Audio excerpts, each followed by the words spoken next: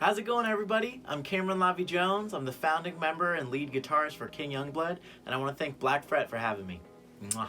Music in Seattle means having a really rich history of music and culture in this city in particular. From Quincy Jones to Jimi Hendrix to the grunge movement to modern hip-hop today, there's always been a lot of things that Seattle has been known for, and one of those things has always been music. For me personally with King Youngblood, it's always been really awesome to know that there's a bunch of different collaborations, regardless of the genre. King Youngblood's fan base in particular is made up of people from all different walks of life. From hip-hop to rock, everything in between. People come here for the energy, and that's really been an honor to be able to cater to in this city. Where I see myself and a lot of other individuals in the Seattle community here are people that are truly supporting each other.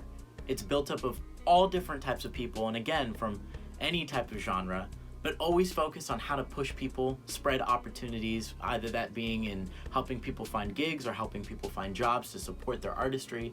It's come in the form of a lot of different ways to make sure people are still staying true to their art. So like a great example of the cross collaboration between rock and hip hop, especially in a community sense here in Seattle, is Chase Fade's Diamond Dancing put this thing on called the Seattle Sessions, and it was volume 1. It was before COVID and everything went down, so looking out for that second one.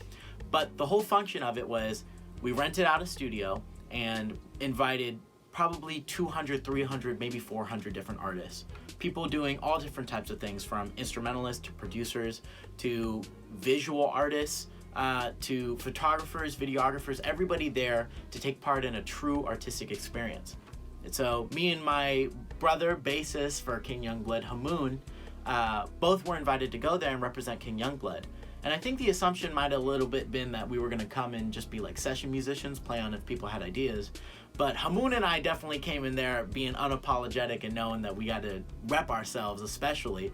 We ended up snagging a room and we cooked up a bunch of beats, one of them that had, I think 10 different huge artists from the city that I can't say just yet. But having moments and experiences like that really show me just what the Seattle music community is about.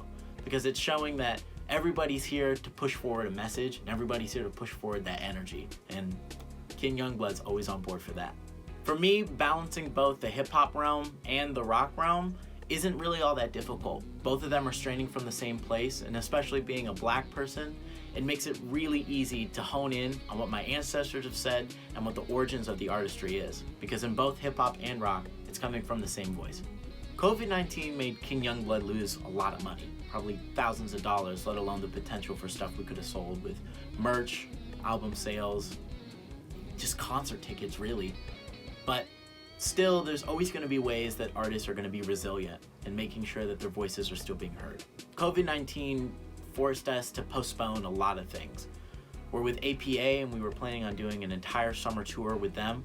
And then on a smaller local West Coast scale, totally planned out by ourselves with our intersectional homie, King Shime, we were gonna do a house show tour.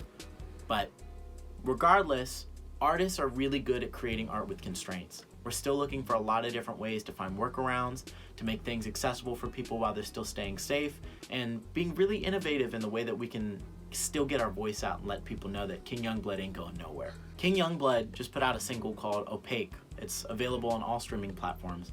But the song itself is about the experience of being a marginalized person in America. COVID-19 affects black people disproportionately to the larger population in America, and that's not even accounting for all the systemic racism that we have to live with every single day. OPAQUE is trying to talk about that and let people know that we can't ignore black people in this country. We can't ignore our voices, we can't ignore our experiences, and we can't ignore our artistry in particular. Watching everything that's happening, I know it's necessary, but I can't help feeling incredibly anxious about everything. As a black man in this country, it gives me pride to know that people are caring and people are taking action, but it's also incredibly terrifying because I know that it makes us targets even more than we already are. I just hope that all of my black brothers and sisters out there are staying safe.